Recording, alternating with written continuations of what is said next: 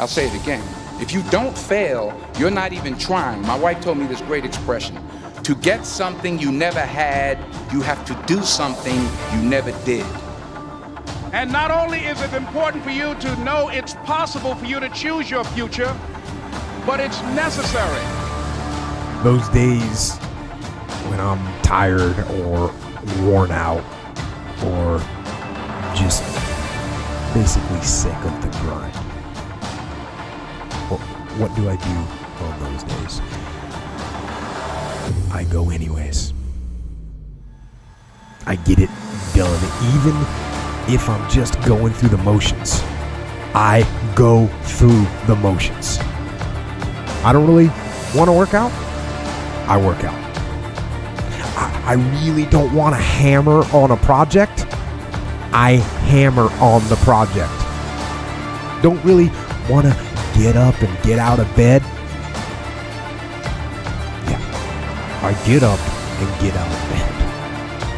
One is because of fear. The fear of failure. What if things don't work out? And the fear of success. What if they do and I can't handle it? The other thing is that most people, ladies and gentlemen, they get comfortable.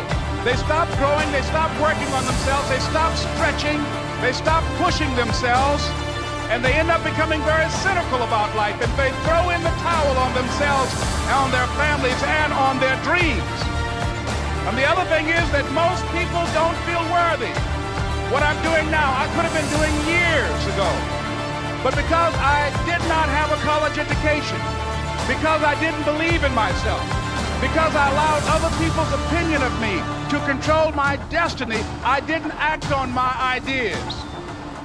So I applaud you for your dreaming, for your running toward your dream. I applaud you for believing in yourself, because that's what life is about, stretching and challenging, looking for ways that you can begin to improve yourself. Imagine you're on your deathbed, and standing around your deathbed are the ghosts representing your unfulfilled potential, the ghost of the ideas you never acted on, the ghost of the talents you didn't use, and they're standing around your bed, angry, disappointed, and upset. They say, we came to you because you could have brought us to life, they say. And now we have to go to the grave together. So I ask you today, how many ghosts are going to be around your bed when your time comes? I met a high school teacher who one day changed my life. I was waiting on another student, and when he came in, he said to me, "Young man, go to the board and write what I'm about to tell you." And I said, I can't do that, sir. And he said, "Why not?" I said, "I'm not one of your students." He said, "It doesn't matter. Follow my directions now." I said, "I can't do that, sir." He said, "Why not?" I said, "Because I'm educable mentally retarded." And he came from behind his desk and he looked at me. He said, "Don't ever say that again. Someone's opinion of you does not have to become your reality." Turn around and to stand up, stand up straight and face the darkness like fully. What you discover at the darkest part is the brightest light. And then that's something that's so much worth discovering, because there's going to be terrible darkness in your life. And it's going to make you cynical and bitter. And it could easily be that you're just not looking at it enough. Because if you looked at it enough and you didn't shy away and you brought everything you had to bear on it, you'd find that there was more to you than there was to the horror. You grew up good and wonderful. It was great just watching you. Every day was like a privilege. Then the time come for you to be your own man and take on the world, and you did. But somewhere along the line, you changed. You stopped being you. You let people stick a finger in your face and tell you you're no good.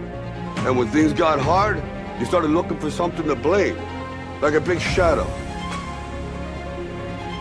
Let me tell you something you already know. The world ain't all sunshine and rainbows. It's a very mean and nasty place, and I don't care how tough you are, it will beat you to your knees and keep you there permanently if you let it. You, me, or nobody is gonna hit as hard as life. But it ain't about how hard you hit. It's about how hard you can get hit and keep moving forward. How much you can take and keep moving forward. That's how winning is done. Now, if you know what you're worth, now go out and get what you're worth. But you gotta be willing to take the hits.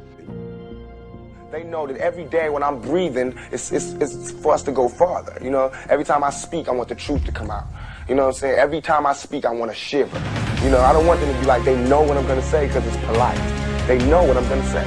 And even if I get in trouble, you know what I'm saying? Ain't that what we're supposed to do? I'm not saying I'm going to rule the world or I'm going to change the world, but I guarantee that I will spark the brain that will change the world. And that's our job, is to spark somebody else watching us. We might not be the ones, but let's not be selfish, and because we're not going to change the world, let's not talk about how we should change it. I don't know how to change it, but I know if I keep talking about how dirty it is out here, somebody's going to clean it up. It's necessary that you get the energy drainers out of your life, people who don't want anything, people who are not striving, people who are not challenging themselves, people who aren't growing, people who have stopped dreaming. It's necessary that you align yourself with people and attract people into your business who are hungry, people who are unstoppable and unreasonable, people who are refusing to leave life just as it is and who want more.